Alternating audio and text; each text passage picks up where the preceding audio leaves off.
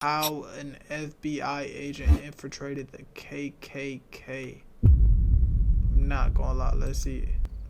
If there's any snitches in the group, we kill the snitches and they fire shots out of a gun. Boom, boom, and everybody's kind of getting scared. Oh shit.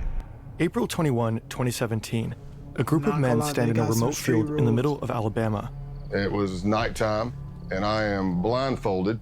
I've been instructed to place my right hand on the right shoulder of the person in front of me in line because that signifies brotherhood. The Brotherhood is the Ku Klux Klan, the United States' oldest, most notorious white supremacist hate group. Damn. This is one of their ceremonies. I thought all of them wore like white hoods. Why is it like different colors?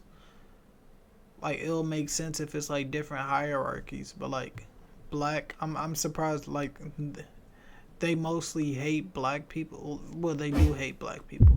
So why would they wear black cloaks? I see it's a green cloak too. What they don't know, one of them is an FBI undercover agent, and he's no lightweight, 6'4", 260 pounds, covered in tattoos. His nickname, Hillbilly Donnie Brasco. He's gone undercover as a contract killer, a contraband smuggler, Damn. an arms dealer. He's put dozens of people behind bars, from drug dealers to violent motorcycle gangs to pedophiles. He's befriended this and brought nigga's down like biker that. gangs and neo-Nazis. People Damn. This nigga doing work. I'm not gonna lie. This nigga getting a lot of people gone. And he undercover for all. I'm not gonna lie. He's who are tough. planning He's kidnappings, tough. murders, and the overall downfall of society. And when he was saying we're going on a camping trip, what he was saying is we're going to kill somebody. And everybody's screaming death to your, F your Jewish God, death to America. And then somebody says, if there's any snitches in the group, we kill the snitches and they fire shots out of a gun. Boom, boom. Damn. We drove all the way over to his ranch in Tennessee, and he told us everything. This is the story of Scott Payne, the redneck turned FBI agent who infiltrated America's underbelly. No, I'm not gonna lie. This is a crazy video, but I'm not gonna lie. I'm glad we're here for it. I'm not gonna lie. I'm glad we're here for this. Yo, they got cutscenes and everything. This is like a real movie. I'm not gonna lie. This is 41 minutes long. Y'all know how my reactions get. This might be an hour.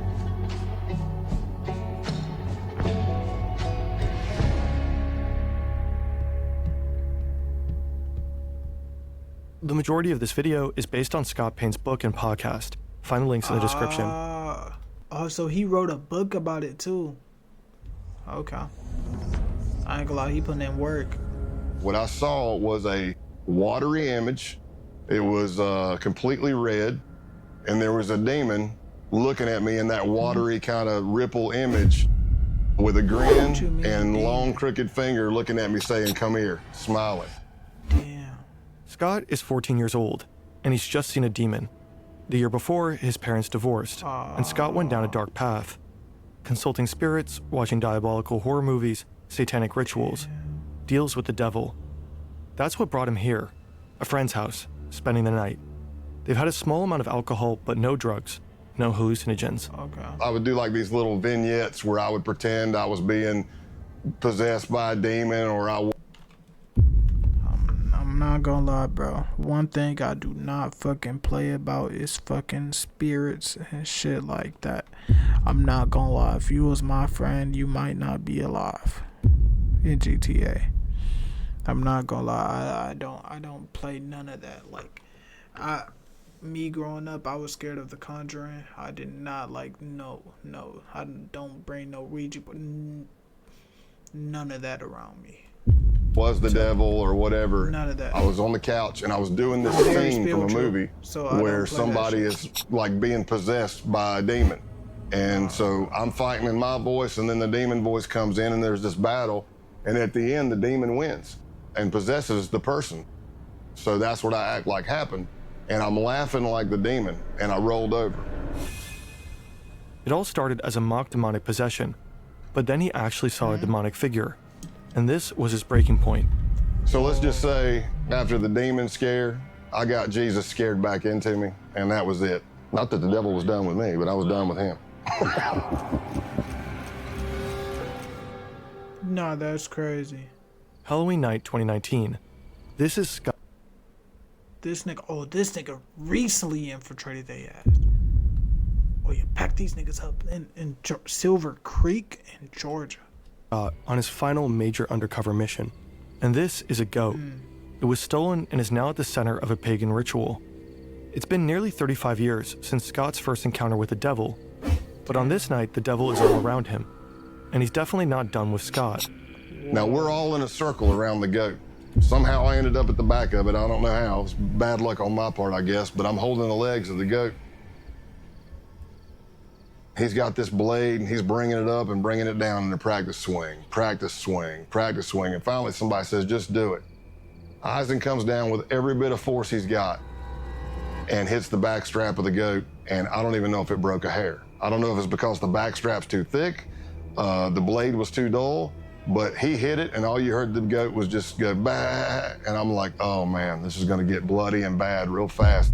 The man swings again. No, I'm not gonna lie. Anybody that do some type of rituals, bro, is so... Nah, bruh. Again, nothing. Finally, the blade is replaced with a gun. I said, whoa, whoa, whoa. And he's like, what? I'm like, man, look at what you're shooting at. We're all in a circle around this thing. And then he looks, puts a round right in the head of the goat, and it hits the ground. Yeah. So you think you're done? No, you're not done. Now they slice the throat of the goat, and they fill up a cup full of blood. One of them pulls out a sheet of LSD. He approaches each man one by one. Basically, they would take the hit of acid under their tongue, chase it with the blood of the goat to signify the sacrifice, or solidify the sacrifice. So these niggas had to drink goat blood? Bro, what the fuck? I'm not gonna lie, he's crazy for going through all that ritual shit. Like, I'm not gonna lie, you playing with a lot of fire.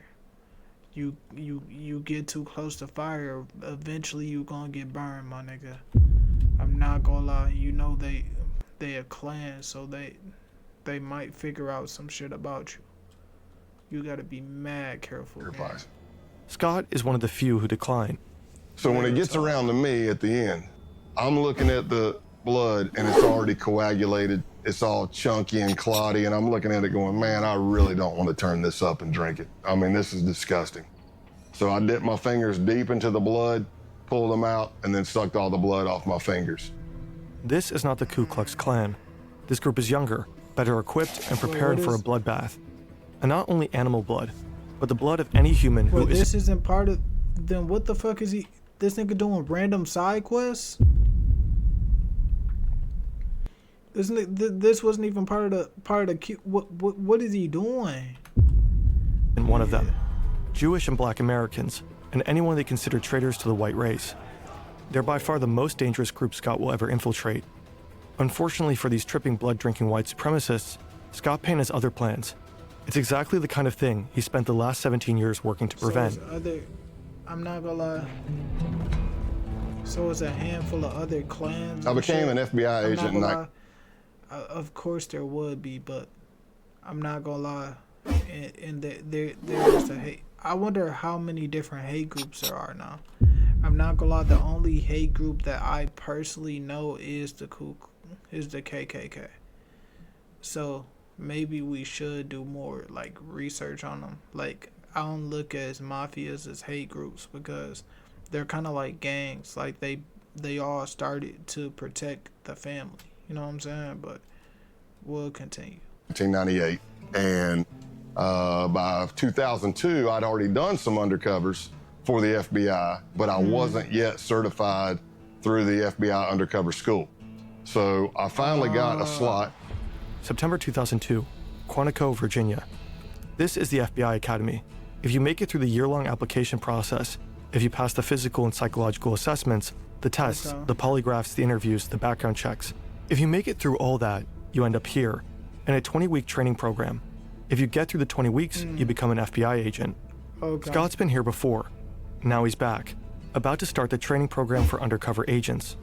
Getting admission to the program is hard enough, Graduating is even harder. Only about half the admittees make it through. Damn. It's a 2-week school with no days off. But I'm We're not gonna lie, very it's not as hard as the Navy SEAL shit. So I ain't gonna lie. You're on sleep deprivation. It's cool. You're going through multiple scenarios of all shapes and sizes. And there's only 20 slots for the class. Others break down. They make missteps during the high-pressure scenarios. They grow delirious and erratic from the lack of sleep. But Scott thrives. The sleep deprivation, the relentless roleplay, the grueling exercise. If anything, he feeds on it. Meanwhile, he's learning from his idols, legendary FBI agents like Joe Pistone, who spent 6 years undercover with the Bun-On-No crime family. But they don't always notice him. So I remember Joe Pistone coming to speak, and I was like a kid in a candy store, man. I'm like, oh my gosh, this is Donnie Brasco. This dude did 6 years undercover in the mafia. And he's teaching, but he has this thing where he keeps kind of wanting to walk right up to the desk. I ain't gonna lie, I don't know any like origin stories of any FBI agents. Like this is all new to me. So he kept stepping on my feet, and so this is just intriguing. I was trying to get out of his way, and then finally, as he's teaching, he just looks down at me. He says, "Jesus, kid, either you got the biggest feet I've ever seen, or I can't see." And he throws a couple of bucks on the desk because he's like still in mafia mode. He throws a couple. He goes, "Hey, go get yourself a shine on me." And I just took my feet and shoved them under the seat, man. Joe Pistone may have scuffed up Scott's shoes. What neither of them could have known at the time is that Scott would go on to fill Joe's. The FBI Academy trains agents to take down bad actors. More and more of these criminals operate online. Scammers, identity thieves, fraudsters. So he basically took, like, inherited his job. So, but like, I'm not gonna lie, he infiltrated a lot of shit. I'm not gonna lie, respect the dude. You feel me? He did that, and he's standing on that 10 toes. You feel me? I ain't gonna lie. I feel like anybody that like stands 10 toes on whatever they do, all due respect to you, no cap. The list goes on. Such criminals rely on your personal data. Your name, your phone number, your email address, sometimes even health-related information. Most people aren't aware that their data has already been exposed and is actively being sold by data brokers online. Incogni helps solve this problem. I felt the ad coming. I promise you I did. Just can't guarantee it. My ass senses was tingling. So once I was certified as an undercover in the FBI, if you're looking on paper, I really didn't jump out. Scott doesn't have a fancy degree. He doesn't speak any foreign languages. His nickname is Big Country, for obvious reasons. So he begins to work as an instructor at the school he just graduated from. Unorthodox, but it got him noticed by the right people. I'm role-playing in these scenarios, and people that are there who are senior undercovers are watching because they're trying to recruit for other cases, and that's how my name started getting out there. So after months, there's finally a possible assignment, one that Scott is perfect for. Sure, he's a redneck with almost no foreign language skills, not suitable for many undercovers, but he has something most other agents don't. He doesn't need to pretend to be a hard-living misfit. He is one. For sure. He knows he'll feel at home where he's about to go, but he has no idea how close he'll grow to the criminals he's been assigned to infiltrate and how hard it will be to turn on them. People always have their own opinion of what undercover work is. Some people say it's acting, some people say it's lying. Essentially, this is the definition of undercover work. You are building relationships that you're gonna betray. I'm not gonna lie, one thing about me, I know, like, whatever I do, I would choose, like, in life, like, I would be so good at it, you know what I'm saying? That's why I'm choosing streaming. But, like, if I chose to do, like, undercover work or acting, like, I've grew up and done some type of shit like that, so I feel like I would crush it too. Scott is on a mission, and his targets, these men, have just arrived. They're members of the Outlaws Motorcycle Club, the main rivals of the Hells Angels. They've been implicated in drug trafficking. Is he like building up to the KKK storyline? So he did say that he infiltrated biker gangs and things like that. So we're gonna continue. Trafficking, prostitution rings, money laundering, the list goes on. And they're notorious for violence against rival gangs. Infiltrating them is exceedingly difficult. Scott Payne is here to do just that. But there's a problem. Part of the intelligence Scott was given is wrong. He was told they wouldn't be wearing their colors. Obviously they are. Scott has hoped to strike up a casual conversation, letting the topic of motorcycles arise naturally. But these guys are advertising their gang affiliation. He can't just go up and say, "Hey, you guys ride." His only choice is to make them come to him. Luckily, another part of the intelligence is right. This guy, road-named Spanky, loves to be the center of attention. So Scott steals it. He works the crowd. He tells jokes. He talks loudly. He draws attention to himself, making Spanky want to steal it back. Soon enough, Spanky asks where Scott is from and sends him a drink. Spanky. Okay. I peeped the play. No, that's very smart. He's called me over. He's introducing me to other people. And of course, I'm getting more scrutiny. The more people I meet, the more scrutinized I am. Everything seems to be going well, but the real scrutiny happens somewhere else. So I walk into the bathroom, and as I'm at the urinal, in a lot of bars, there's like a little box in front of the urinal, plexiglass. It might be flyers for a band coming up or a stripper coming to town or something like that. So I can see a little bit of a reflection. And I see this jacked, big dude come walking in. And I see him looking at each stall, and he's like, okay, that's empty. I see him looking under the stalls to make sure nobody's in there. And I'm watching this from a reflection. And then he comes walking up right beside me, and for a split second, I thought, oh, I'm getting jumped. I'm getting jacked right here. And that didn't happen. He says, so what brings you to Massachusetts? All undercover FBI agents have a legend. Okay, for sure. So he making sure nobody, you know what I'm saying, around. So he finna put him on a play. So with that being said, with him putting him on this play, he had to make sure nobody was listening. So he damn near saying like, yeah, I ain't gonna lie, the guys fuck with you, shit you. What brings you out here? A detailed made-up backstory that they have to commit to memory. He's from deep South Texas, up in Massachusetts for work. He loves Harleys and whiskey, and his name is Scott Calloway. As it so happens, the guy grilling him in the bathroom is also named Scott. Scott Town. A lot of undercovers, you bond with people, especially deep undercover long term, but there's never been another person I bonded with closer than Scott Town. For a year and a half, Scott gets to know the outlaws. He drinks with them, rides with them, fights alongside them. He gains their trust. He becomes their friend. They call him Tex. Scott's legend may be a lie, but the friendships are real. Scott Town becomes like a brother. He likes to drink, I like to drink. He likes to fight, I like to fight. He likes to ride and lift, I like to ride and lift. We completed each other's sentences. We were just kind of cut from the same cloth. They even both have a daughter who's the exact same age. Scott Town is kind of a doppelganger, the person Scott Payne might have become had he not gone into law enforcement. Another gang member, Brian De La Vaga, aka Clothesline, also becomes a close friend. I'm not gonna lie, I love how this video is fucking edited. Like, I'm not gonna lie, like, this shit is a real movie, bro. I'm not gonna lie, I know I'm pausing, but, like, I'm observing everything, and, like, I love how they're putting everything together. Like, it's really dive into, like, how undercover work is, you know what I'm saying? Like undercover work, you gotta build these bonds just to portray him. Like, that's what he said in the beginning of the video. Like, you gotta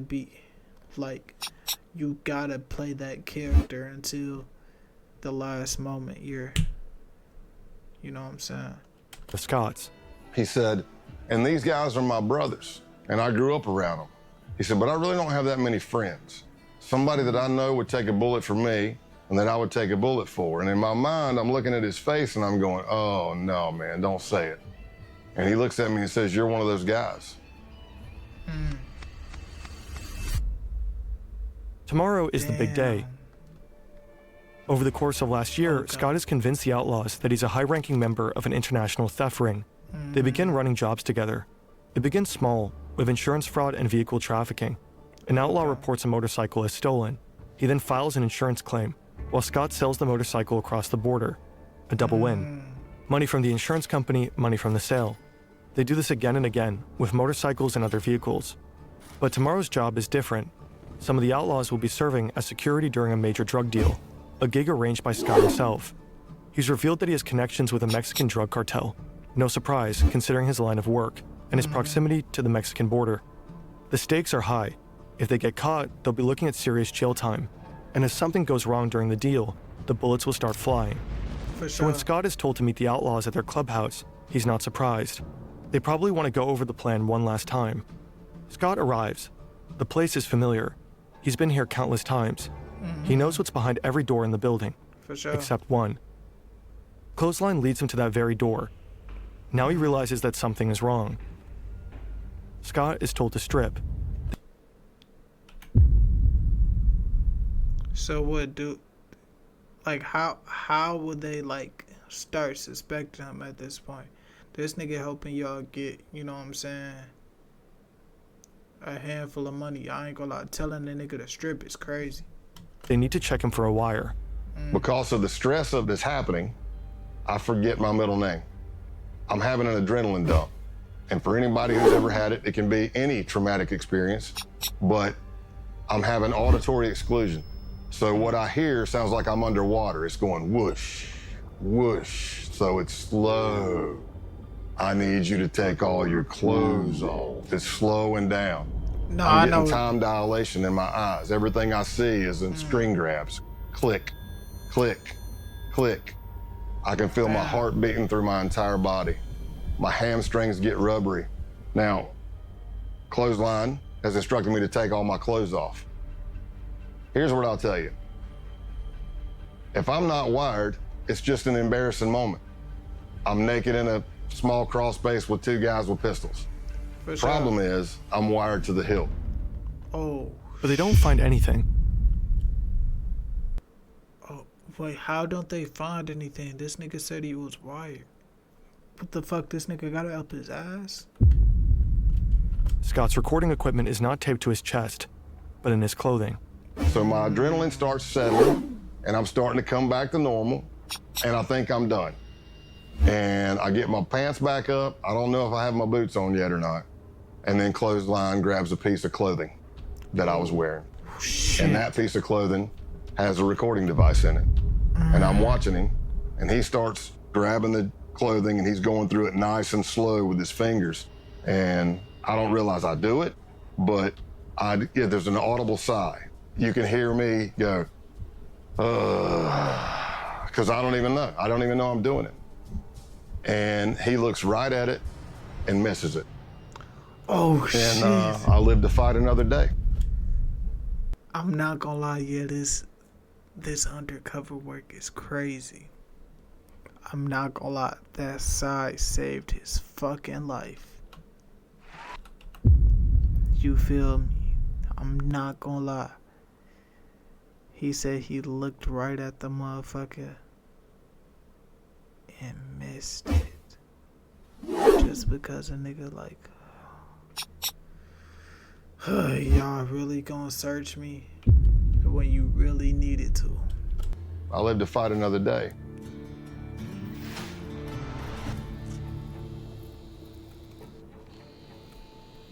Two moving trucks enter the parking lot of the Brockton Holiday Inn. One is filled with drugs. The other is filled with money.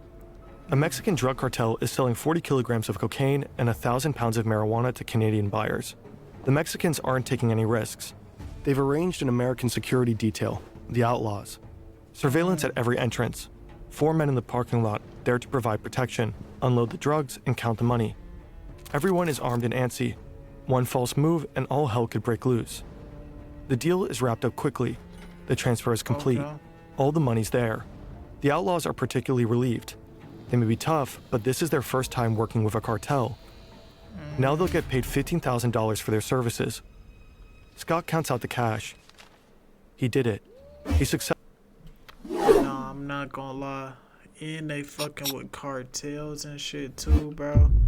I'm not gonna lie. The cartels is, yeah, if he infiltrates cartels too, bro, oh my god, bro, just. tricked them.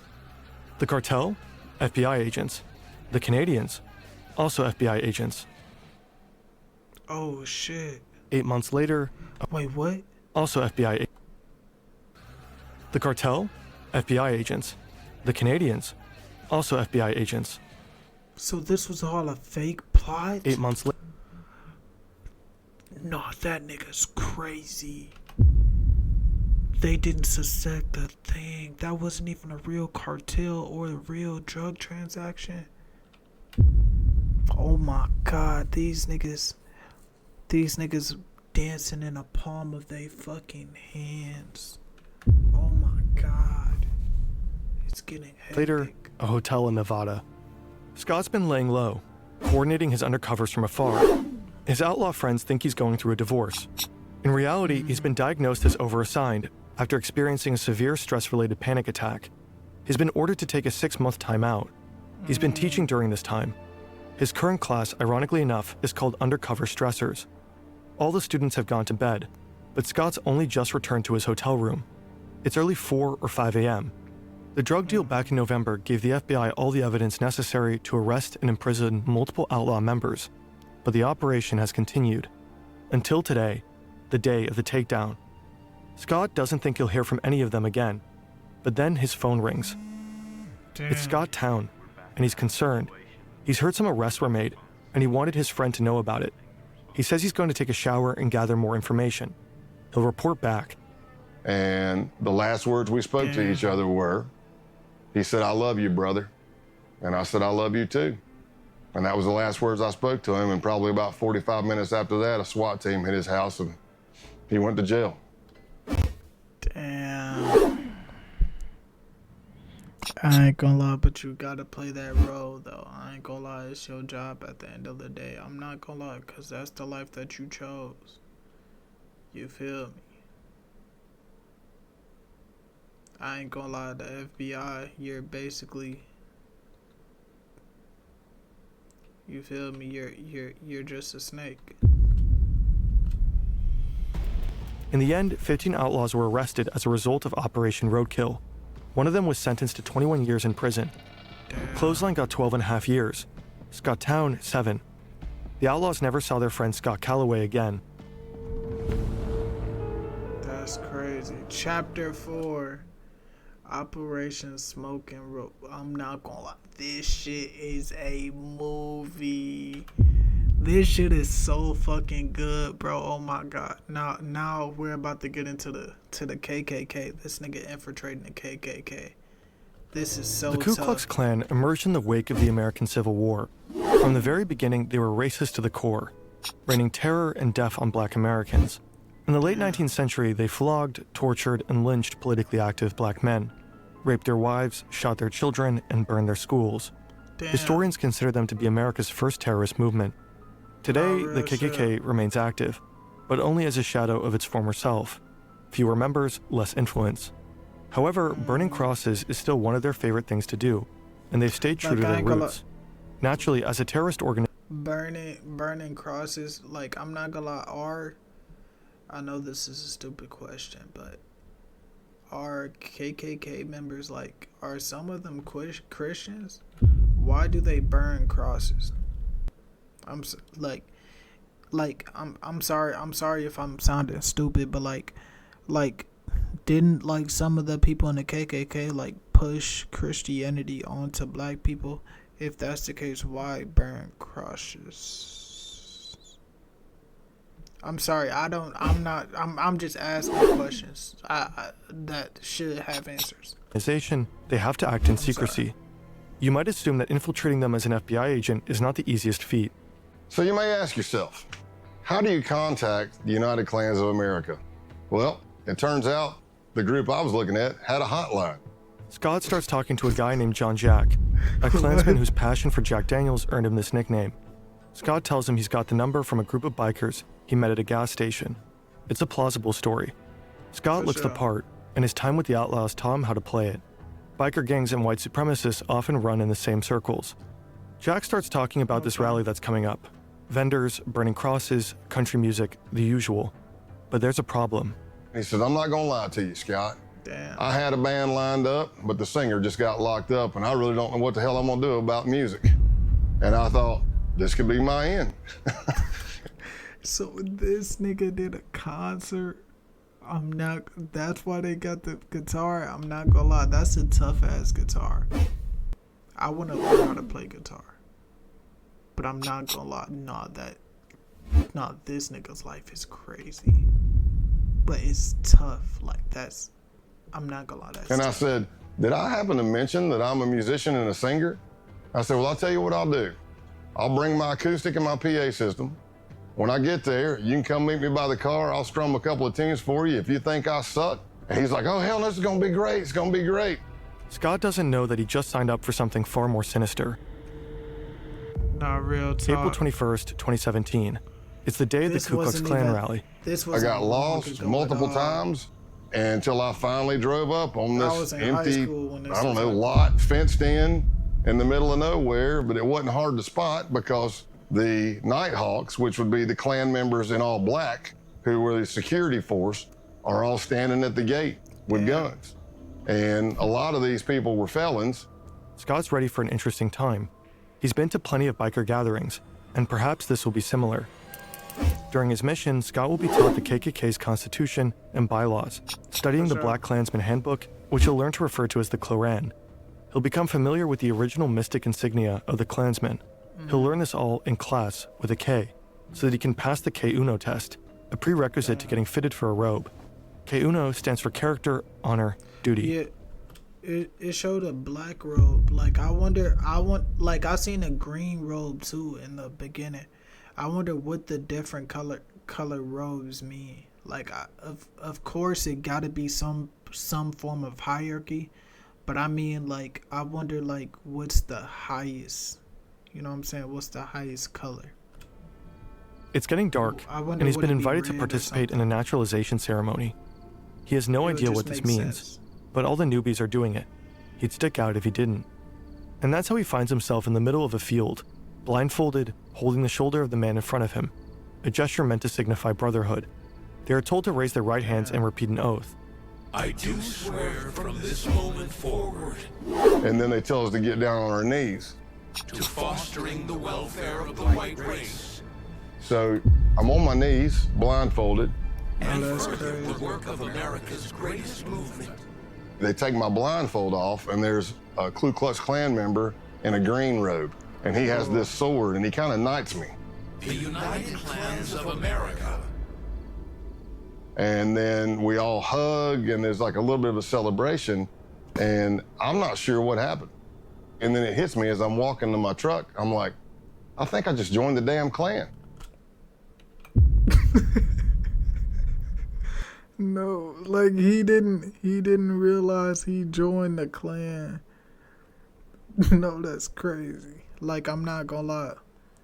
Like, in the beginning, it was showing like they doing like a lot of rituals and things like that. I'm not gonna lie, I'm not fucking with it. You know what I'm saying? Like, I don't fuck with no rituals, no ghosts, or none of that. Yep, that's what that was. So I got naturalized in the Ku Klux Klan that night. Too deep. Scott's time at the KKK will end up being relatively short-lived. The case isn't really going anywhere. And there's another group coming into focus, a far more dangerous one. So they clickbaited us? So he infiltrated the KKK but couldn't get nothing? FBI, we started encountering more violent type extremism, not the KKK types. We're talking advanced neo-Nazism. Oh, and shit. It led me to an accelerationist group called the Base. The base mission will provide to be far more extreme than anything Scott has ever seen. The network of violent white supremacists. An extremist group known as the Base. Violent neo-Nazi terrorist. Paramilitary group called the Base. Damn. On August 11th, 2017, crowds of people marched through the campus of the University of Virginia in Charlottesville, chanting racist and anti-Semitic slogans.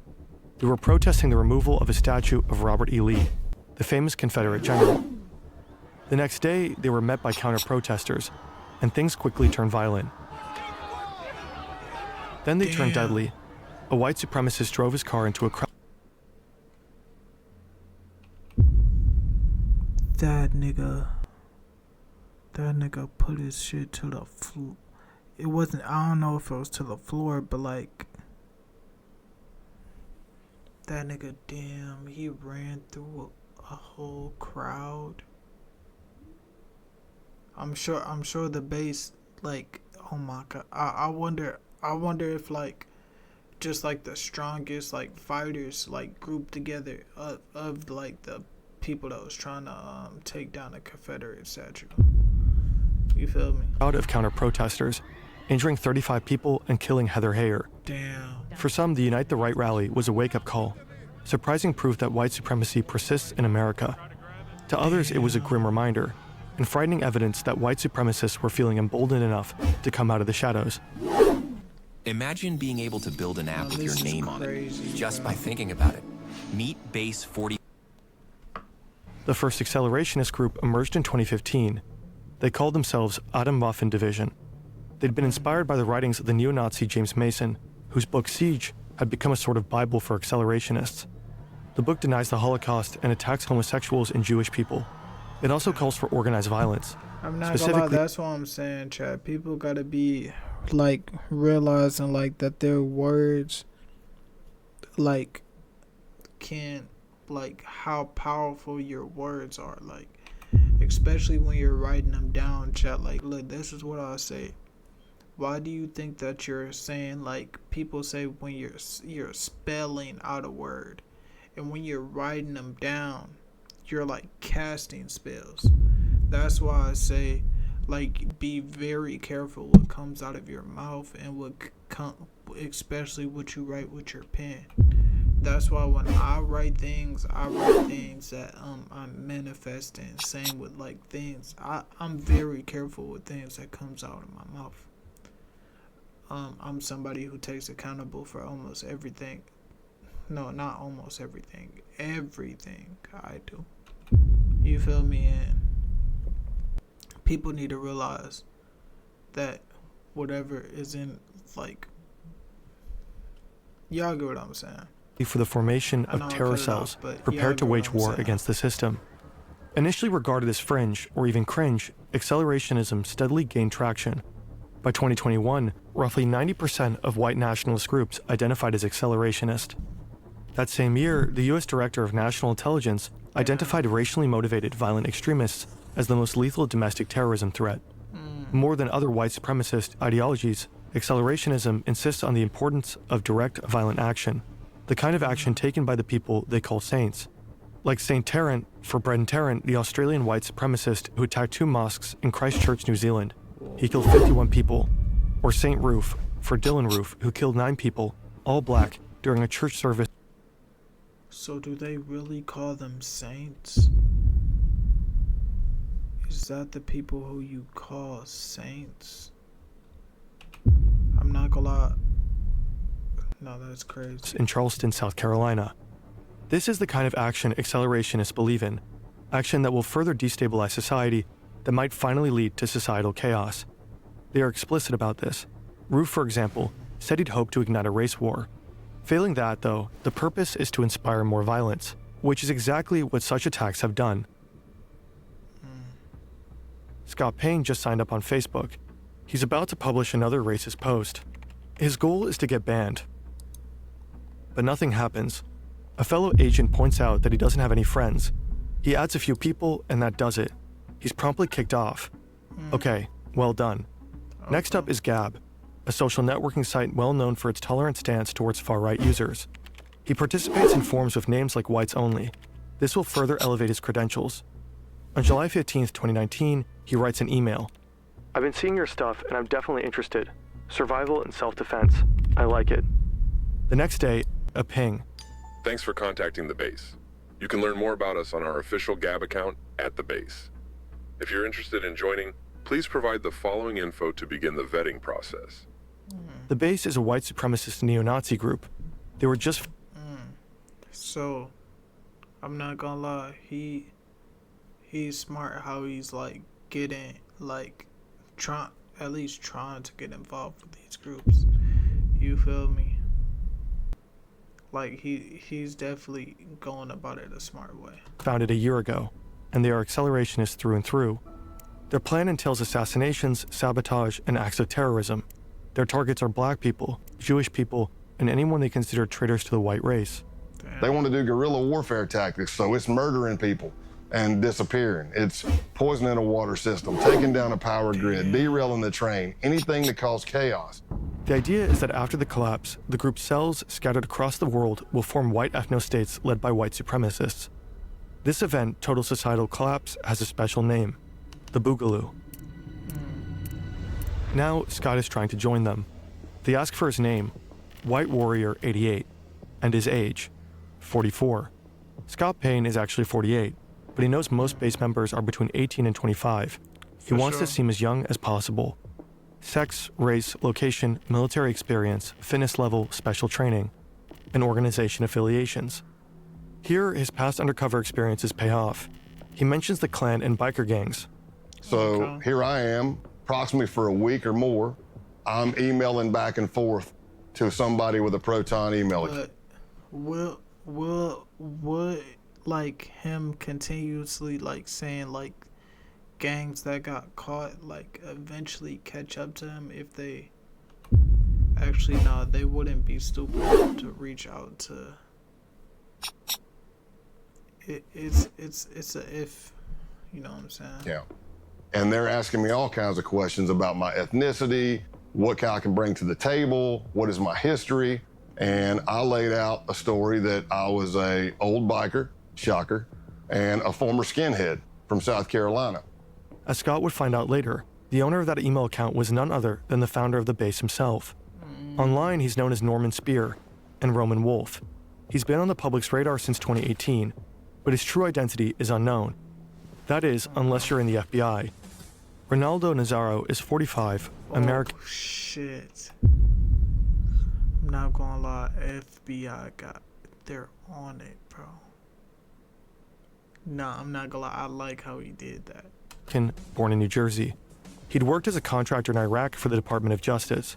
Now he's in Russia, but it's 2019. You can organize neo-Nazis into a network of accelerationist insurgents from just about anywhere. The email exchange continues for less than a week. Then, Scott is invited for a phone interview. It's supposed to take 30 minutes, but ends up lasting an hour. Damn. Now, both Scott and the base have a 24-hour grace period. After that, Scott will need to make the decision. Does he truly want to join? I passed the test, and they bring me in. And they asked me, hey, where are you located? And I said, in East Tennessee. And they said the closest cell to you is in North Georgia. That's where Scott will have to pass one final test, an in-person vetting session. Okay. August 2, 2019, Rome, Georgia. To Scott, the men look more like boys. So wait, what the fuck is that? Is it like a walkie-talkie type of... What the fuck is that? I don't know why my brain just went to here, but why the fuck did I think they might shuffle up his... No, to I'm done, 2019, I'm done. Rome, Georgia. Controller. To Scott, the men look more like boys. He knows that one of them is the leader of the base's Rome cell, but that's it. They tell him to step out of his truck. Scott isn't wearing a wire. He knows they'll check. Not real talk. But hidden in his truck is a tracking device, put there by his case team.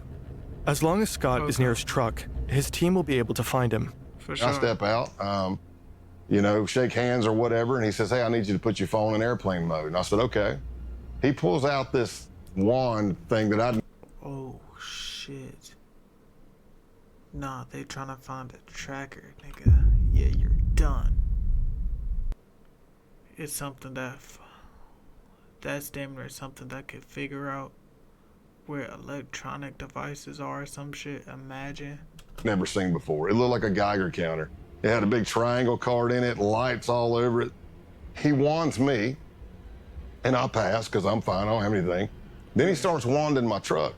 No big deal. Until he starts going to the back driver's side of my truck, which is where the case team placed my tracker.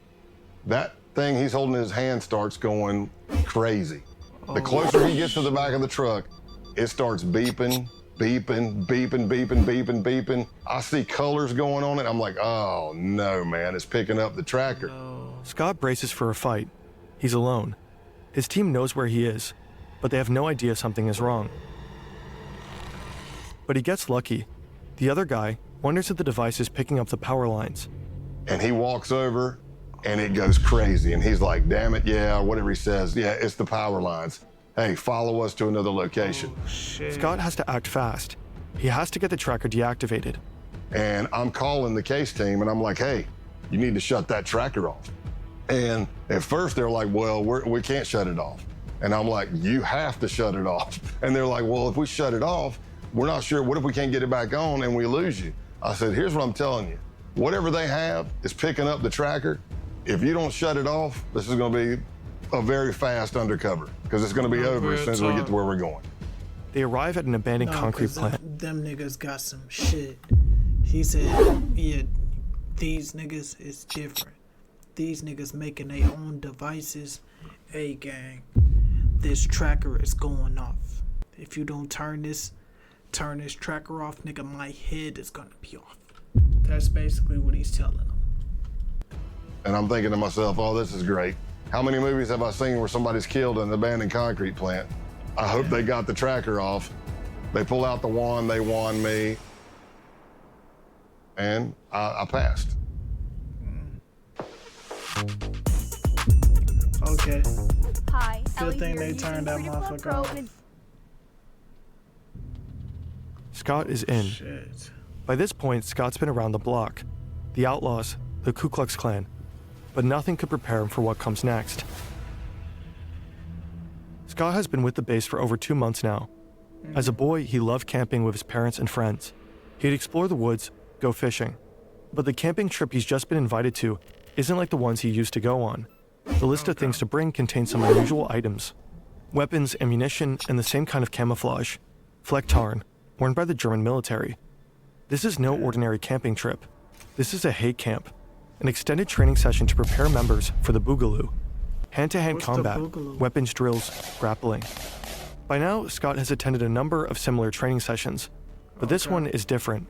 It's longer, 3 to 4 days, and it's bigger, with base members coming in from around the country. Texas, Alabama, Michigan, Delaware. He's familiar with many of the men he'll be camping with. At least he knows most of their online pseudonyms. Can't Go Back, Ison, Punish Snake, Dima, Big Siege, Zoomnat. All from out of state. And of course he knows his fellow Georgia cell members, Helter Skelter and Pestilence, who vetted Scott back in August with the cell leader himself. TMB, the militant Buddhist. Damn, I'm not gonna lie, some of these niggas is not on their radar. That's why some of them are questions. Everyone knows Scott by his code name, Pale Horse. When you're an undercover agent, some cliches are true. Scott has learned to expect the unexpected, yet he fails to expect what would happen at the Halloween hate camp. I'll wake up to pounding on my window. Pale horse, you gotta wake up, you gotta wake up. I'm like, what's up, man, what's going on? They're like, hey, you gotta get out here and see this. I've been doing undercover since 1996 at this point. And I have never been with a group of people where I had to burn Bibles, burn American flags. I damn sure wasn't part of a group that went out and stole a goat and we sacrificed it at a pagan ritual. Oh, this was this group. Yeah, them niggas is different. But you still drunk some of the goat blood, I'm not gonna lie. But them niggas is drinking the goat blood, bro. Drank its blood. And I did all that in 3 days with these guys. 3 days. After they decapitated the goat, the group comes together for a barbecue. They roast the goat over an open fire and have it for dinner. All of this, of course, while tripping balls. It's impossible to know what blossomed in their brains that night, what hallucinatory horrors they saw.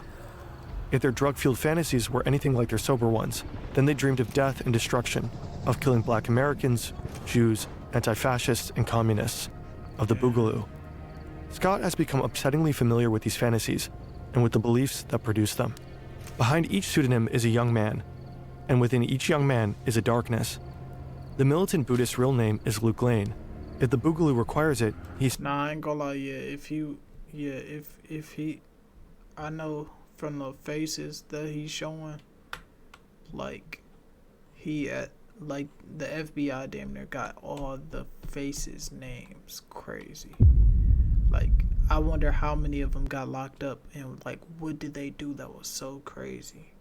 Like, he had to do some crazy shit because they know his first and last name and his face.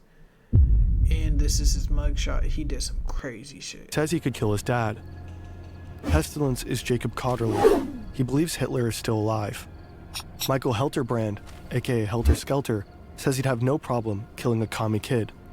Punish Snake, a former Canadian soldier who'd been doxxed by an undercover journalist, gets emotional talking about it, but he knows he'll have to kill his ex-fiancée when the boogaloo kicks off. She's half black. Scott Payne records all of this, and as he earns their trust, he records more. And we did more and more trainings through that Saturday, but by that Saturday night... Nah, bro, he know damn well he only joined this clan because she broke his heart. She damn near cheated on him with a rapper named Lil Tay Tay. You feel me? Lil Tay Tay was in your bitch giving him his wee way. Oh yeah. Oh yeah, I need to stop, bro. I need to stop. But look though, all I'm saying is this, bro. Like, this is crazy. We went back down to the holy site and had a bonfire. And that's where the American flags were burned. That's where holy Bibles were set on fire. And everybody's screaming, death to your, F your Jewish God, death to America.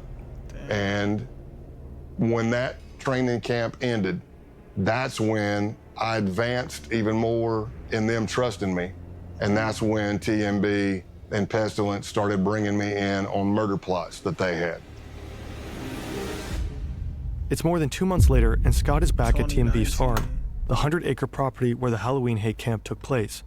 For the last few weeks, TMB has been talking about another camping trip, but he's been cagey.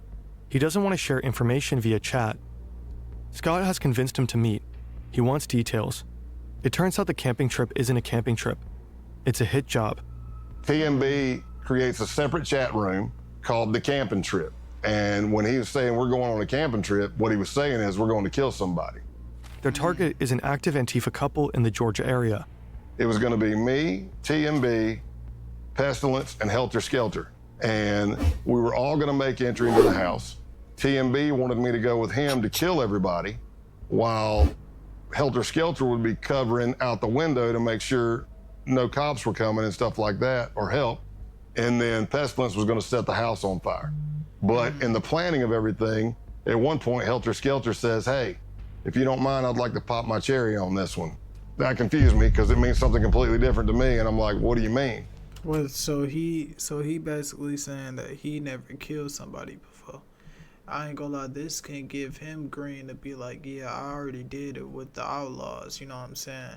And y'all know, like, I did, like, drug dealings and shit before, so I'll let him do it. And he said, I would like to actually put a bullet in somebody's head as well. Yeah, I knew it. I knew it. After casing the house, they begin the next phase of the murder plot. I knew it. Planning. It was pretty extensive. Like, you go to a camping site, we leave everything digital, everything phones, everything there. We go scrub ourselves at a pay-by-the-hour motel.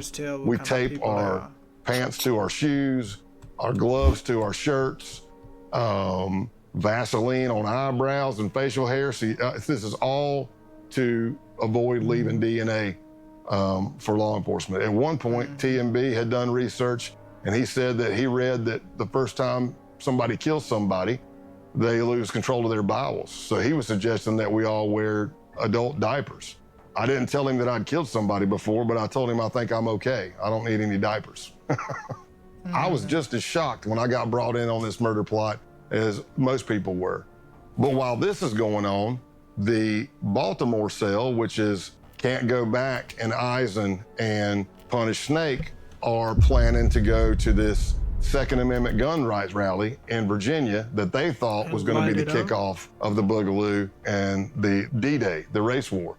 Their idea was they knew you're going to have a bunch of Second Amendment people there, militias, 3%ers. You're going to have cops, you're going to have protesters. What if you pop a couple of rounds into that crowd, nobody know who's shooting at who, and everybody starts shooting each other? That could be the set-off. Scott and his team know they have to stop him, and there's no time to lose. The pro-firearms rally is on January 20th, 2020, just a few months away. They jump into action. The next weeks are a flurry of activity, meeting, coordinating, and planning. Finally, the day of the bust arrives. It's a Wednesday, and I'm in Rome, Georgia, I pick up Luke, who's TMB, to go to lunch. And we pull out, and as I'm driving down the road, I knew what my ruse was gonna be. I was gonna say something was wrong with the truck, but sure as you know what, the truck made some loud sound I've never heard. I didn't hit anything. Something just went, and I was like, did you hear that? He's like, yeah, and I go, man, if my brake calipers are frozen again, I'm gonna be, because that did happen. So I took a left out of his neighborhood, pre-planned by the SWAT team, and I pull up tight to a fence. And as I go, hey, I'm gonna get out and check the truck. So I'm walking around the back of the truck, another vehicle pulls up. He doesn't know who they are. I know who they are. They're part of the case team. And the guy says, hey man, you need any help with that? And I look up and I'm like, oh my gosh, I can't believe it's you. What are you doing in Rome, Georgia? He goes, what are you doing here? I'm like, man, I haven't seen you. And as I'm doing that, there's the distraction. Here comes a Bearcat with a SWAT team over the hill, barreling down the hill. But Luke's looking at me, not at the car coming. And when that thing's coming, I jump in the back of the agent's truck and I'm like, go, go, go.